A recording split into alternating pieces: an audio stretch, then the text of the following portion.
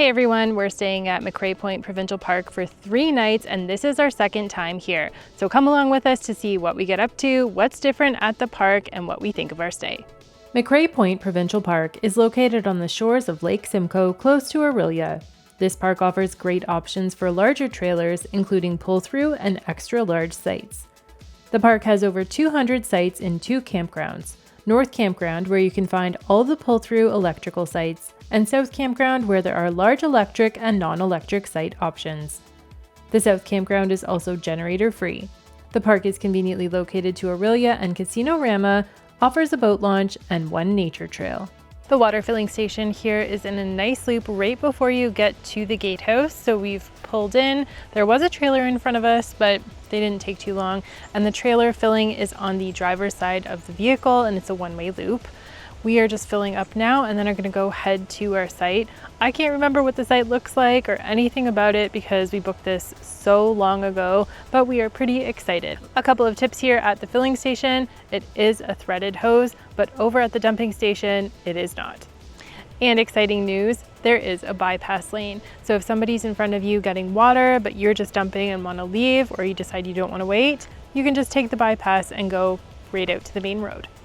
We've actually been to McRae before. I think it was a couple of years ago now. It was one of our very first trips of that season. So we don't really remember this park too much. We do remember that it was kind of small and that we had an open site that was a pull-through right across from water, but that's basically all we can remember. So we're going to experience it again like it was the first time. For check-in, you do have to go to the registration office to get a pass for your vehicle, even if you check in online. I don't know if you can hear the rumbling in the distance, but the wind was just wild and we had a bit of a downpour just as we were arriving to the site to park. So that made it a little bit more stressful than usual, but this site is actually quite large and level, so we didn't even need to use any Anderson blocks or anything. The spot we found was perfectly level for our trailer. Now we're just trying to rush to get set up before the storm comes in. I can hear it in the distance. I'm hoping it passes us by, but it does not look like we're going to be that lucky. We waited for a break in the storm and headed out to check out the campground. We went over to the North Campground area and it wasn't too busy yet. We also caught an incredible sunset at the beach there by Site 124.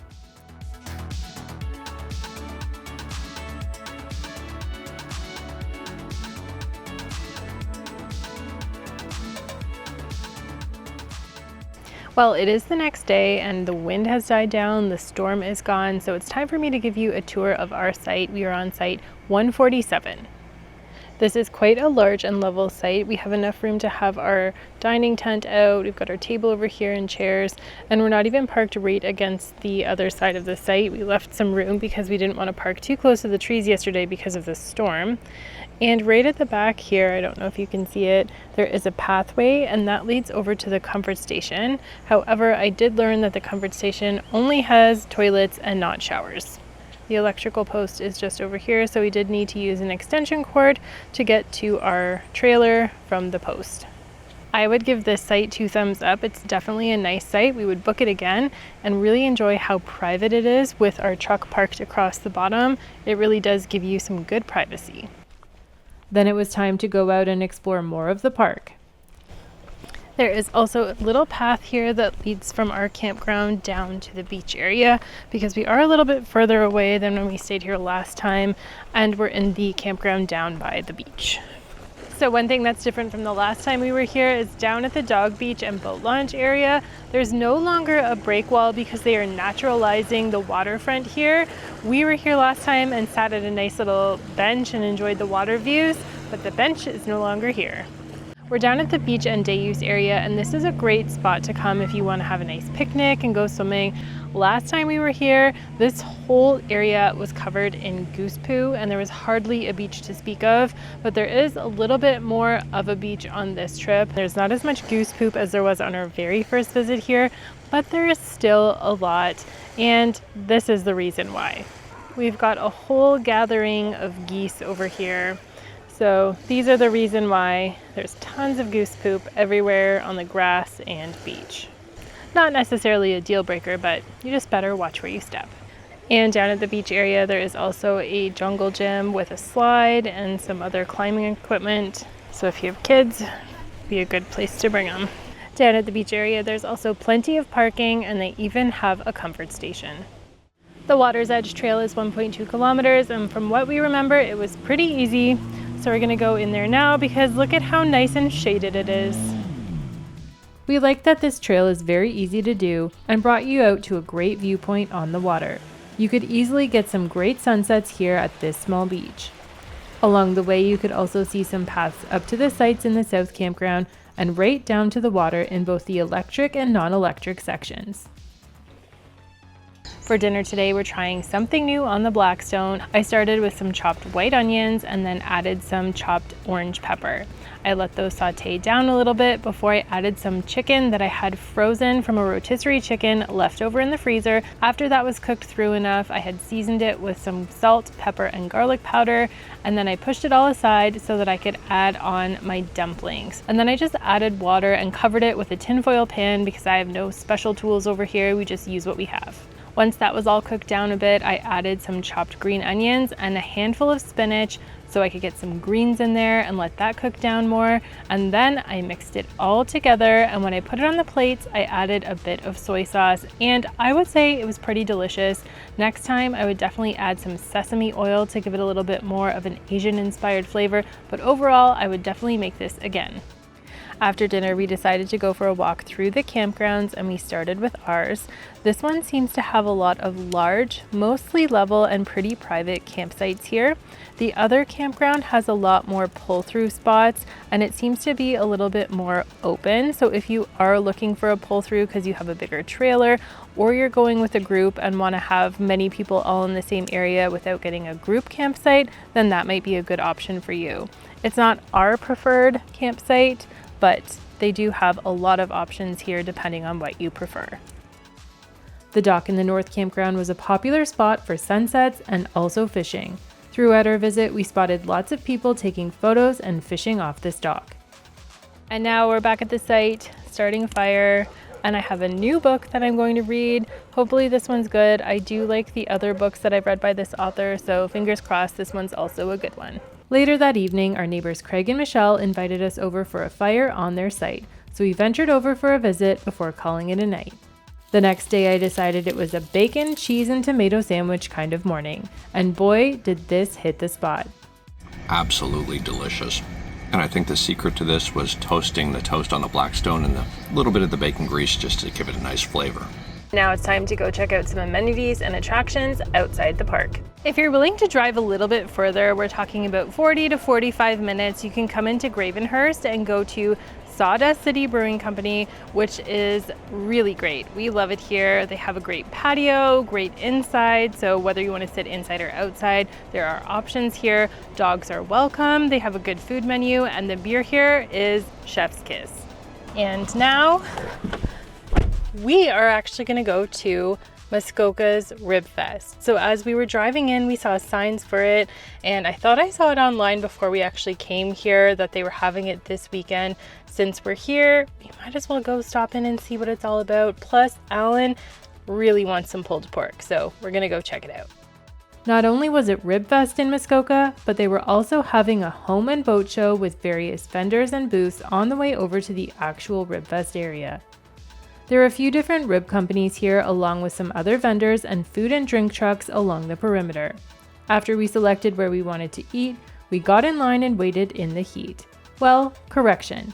I waited in the sun and heat, while Alan stood in the shade so he didn't get a sunburn. The things I do for love. I ordered us a pulled pork sandwich with cornbread and mac and cheese, and the pork was definitely the highlight. We came down to the Aurelia waterfront to Lake Couchiching Park, and it is absolutely packed. There was not a single parking spot to be had. People were double parked in areas, and it is just super, super busy. So we decided to abandon this idea, but if you are coming to Aurelia and camping at any of the parks nearby, this might be a popular spot for you to come and check out, but I would recommend getting here early so that you can get a spot and easily have a walking distance to where you want to go. We would have to walk pretty far if we wanted to go back down to the waterfront. So we did a drive-by and now we are on our way. We are at Couchiching Brewery, and instead of going in to have a flight, we decided to get some cans to take back with us to the campsite. It's also very fancy in there compared to some of the other breweries that we typically go to. It's more of a type of restaurant in the decor, at least from what we can tell. The outside does have a nice little patio area, but we're in our camping attire, so we're just going to take our cans and head back to the campsite. But if you are staying at McRae or any of the local parks here for camping, you may want to check this place out. We just got back to the park and it says the day use is full. So we're going down to the beach area to check it out because yesterday the beach wasn't that busy, but it's Saturday, so maybe because we had some really nice weather today, it's a bit busier. The parking lots down at the beach area are pretty full. In the one over by the playground, it's absolutely packed, but parking lot 2 does have some spaces available, but it is 4:30, so this was probably full earlier this afternoon. And although the beach is pretty packed, it's not as busy as Sibbald, but there's still tons of goose poop on the beach, so it doesn't seem like a great beach day in our opinion, but looks like lots of people are out there enjoying it. We're driving through the North Campground now, and this is where you'll find the comfort stations with showers. Unfortunately, the South Campground does not have comfort stations with showers, so you do have to make the journey over here. This is also where you'll find all of the pull-through sites. All of the sites in this section are electric, and they do accommodate some rather large trailers. Now, if you want to be in the North Campground to be closer to the smaller beach and the comfort stations with showers, sites 121 to 124 are quite nice along the perimeter and more private than the pull-through sites. And there are even more sites like this around the outside of this campground too. After our drive through the park, we went back to the site and put some stuff away to prepare for the storm, which came in pretty quickly. The storm is coming in. Super windy. We're sitting under the tent. We lowered our shelter to the ground so the sideways rain wouldn't hit us, and we stuck it out by the fire for a while. Our fire is fighting to stay alive. We made the most of it and kept expecting the fire to be put out by the rain, but it just kept burning. So we stayed out and then finally dashed inside just after 9.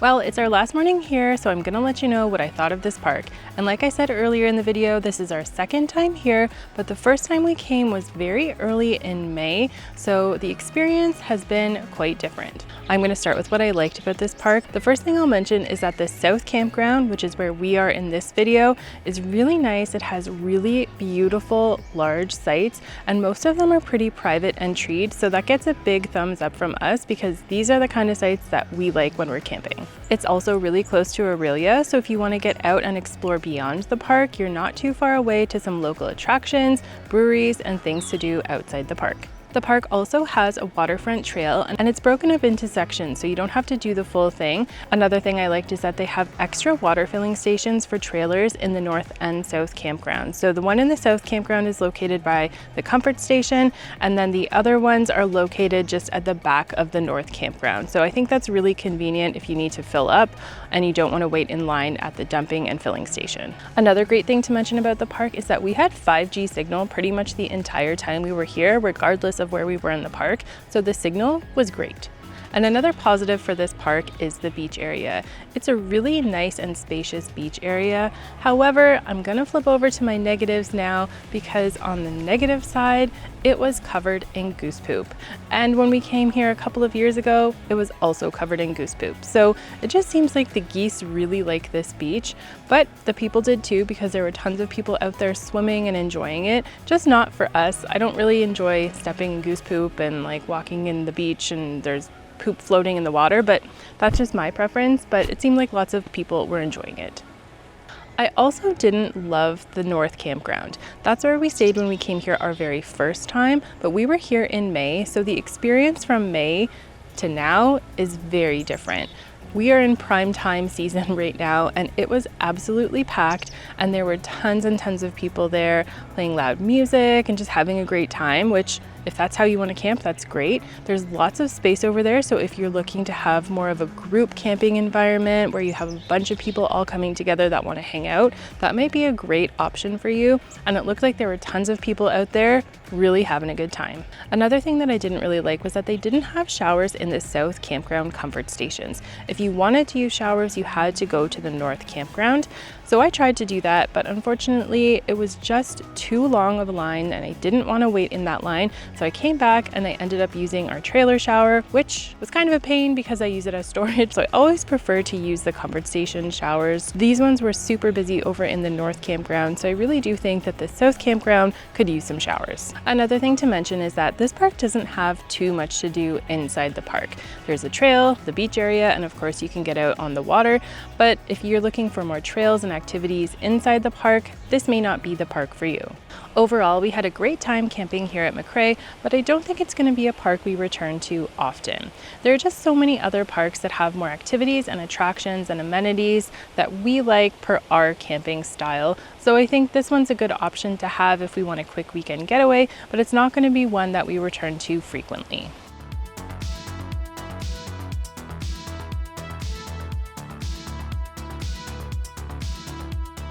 Well, we were expecting the worst and that we would have to wait for a really long time in the dump station line, but we got here and there were only 2 trailers in front of us, which I think isn't too bad. I hope you enjoyed this video and getting to know more about McRae Park if you are planning a trip here in the future.